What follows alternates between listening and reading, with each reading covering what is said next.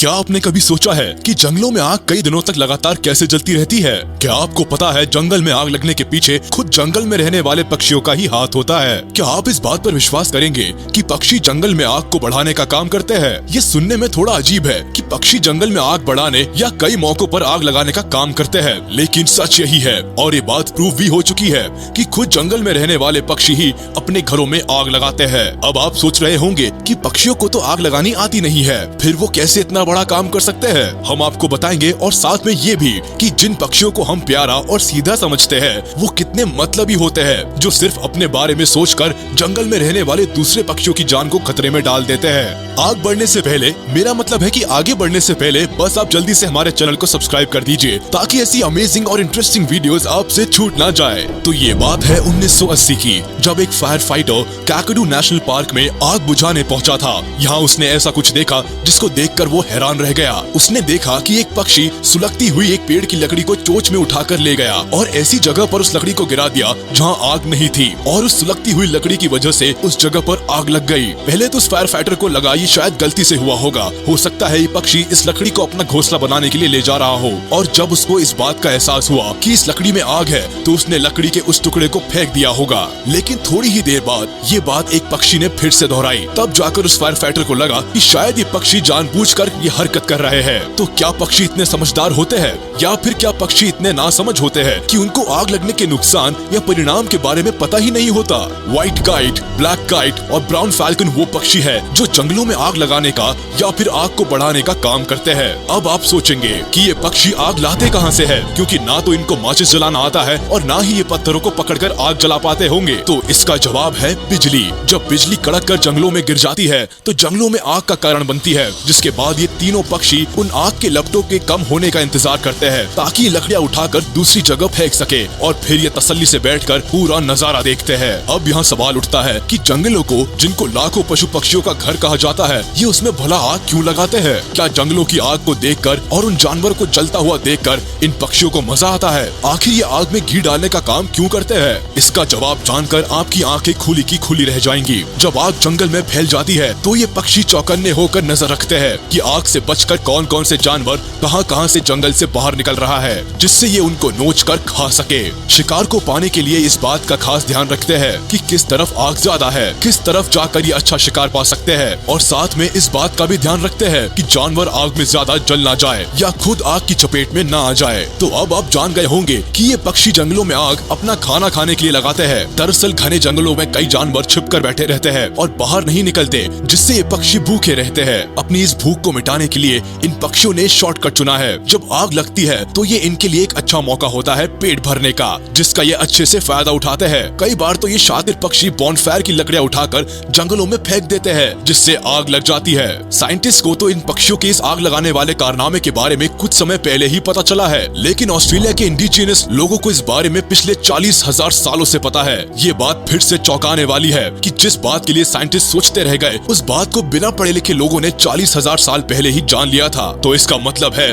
कि ये पक्षी हजारों सालों से इसी तरह जंगलों में आग लगाकर अपना पेट भर रहे हैं। एक तरह से देखा जाए तो ये गलत है, लेकिन ये पक्षी अपना पेट भरने के लिए ऐसा करते हैं। अगर इस नजरिए से देखा जाए तो ये सही भी है। और सबसे बड़ी बात तो यहाँ ये है कि हम इन पक्षियों की तबाही मचाकर पेट भरने के लिए नहीं कोस सकते, क्योंकि कहीं ना कहीं इंसान भी तो यही करते हैं। हम लोग भी अपने फायदे के लिए जंगलों को खत्म करते जा रहे हैं, बिना ये सोचे कि इन जंगलों को खत्म करने के बाद जंगलों में रहने वाले जानवरों का क्या होगा। हो सकता है पक्षियों ने भी ये काम करना इंसानों से ही सीखा हो। जिस तरह से जानवर और पशु पक्षी इंसानों से इतना कुछ सीख रहे हैं, वो दिन दूर नहीं है कि जब जानवर इंसानों की तरह काम करते दिखाई देंगे या सोशल मीडिया पर एक्टिव दिखाई देंगे। खैर, ये तो रही मजाक की बात। अब वापस आते हैं अपने टॉपिक पर। तो अब मिलिए मैराबोस्टॉक्स नाम के इस पक्षी से।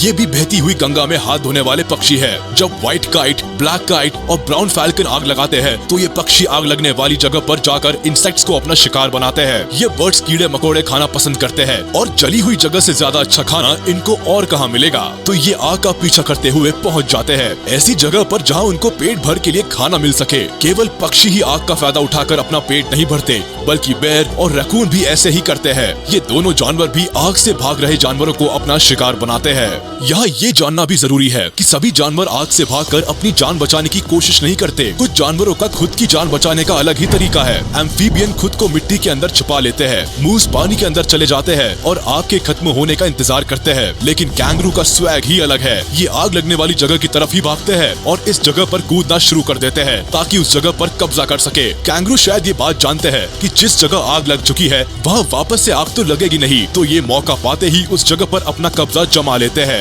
अब बात करते हैं मस्त मौला अंदाज वाले चिंपैंजी की, क्योंकि ये थोड़ा बहुत इंसानों की तरह सोचते हैं, तो इनको ये भी पता है कि आग से कैसे बचा जाए। जिस तरह चिंपैंजी को आग को इग्नोर करना आता है, उस तरह जंगल के दूसरे जानवरों को नहीं आता और वो अपने हिसाब से खुद को बचाते हैं। जैसे कि गोफर टॉर्टोइस, ये कछुओं की प्रजाति का सबसे खास कछुआ है, क्योंकि ये ऐसा गड्ढा खोदता है जो एक साथ करीब 360 प्रजाति के जानवरों को पनाह दे सकता है। इसीलिए आपदा के दौरान ये गोफर टॉर्टोइस ऐसा बड़ा गड्ढा खोदकर खुद की और दूसरे जानवरों की जान बचाते हैं। इस गड्ढे में सांप से लेकर चूहे तक पनाह ले सकते हैं। अब इन बेचारों को क्या पता कि ये जिस आग से बचने के लिए इतनी जदोजहद कर रहे हैं, उस आग को उन्हीं के साथियों ने लगाया है। ये तो बात हुई जंगलों की। अब आपको बता दे कि पावर हाउस में आग लगाने वाले भी यही पक्षी होते हैं। अभी जिस पावर हाउस को आप देखते हैं वो तो काफी सिक्योर है, लेकिन पहले के पावर हाउस ऐसे नहीं थे। आपने देखा होगा कि बिजली के तारों पर कई पक्षी बैठे होते हैं। जब ये इन तारों के पास से उड़ते थे तो इनके पंख तारों पर लग जाते थे, जिससे चिंगारी निकलती थी और आग लग जाती थी। अब आपको लेकर जाते हैं और भी पुराने समय में, जब बर्ड्स का इस्तेमाल किसी शहर को अपने कब्जे में लाने के लिए किया जाता था। पुराने समय में ओल्गा नाम की प्रिंसेस थी जो कीवान रस शहर पर राज करती थी। उन्होंने एस्गोरिस्तान शहर पर कब्जा करने के लिए बर्ड्स का इस्तेमाल किया था। प्रिंसेस ओल्गा ने अपने प्रदेश के हर घर से 3 पिजन और 3 स्पैरो मांगे। शहर के लोगों को भी ये कोई बड़ी डिमांड नहीं लगी, तो उन्होंने अपनी राजकुमारी की बात सुनते हुए 3 पिजन और 3 स्पैरो उनको दे दिए। प्रिंसेस ने चालाकी दिखाते हुए सभी पिजन और स्पैरो के पैरों पर कपड़ा बांधकर उसमें आग लगा दी और एस्गोरिस्तान शहर की तरफ छोड़ दिया। शहर में आग लग गई और वहाँ रहने वाले लोगों को रातों रात शहर छोड़कर जाना पड़ा और प्रिंसेस ओल्गा ने पूरे शहर पर कब्जा कर लिया।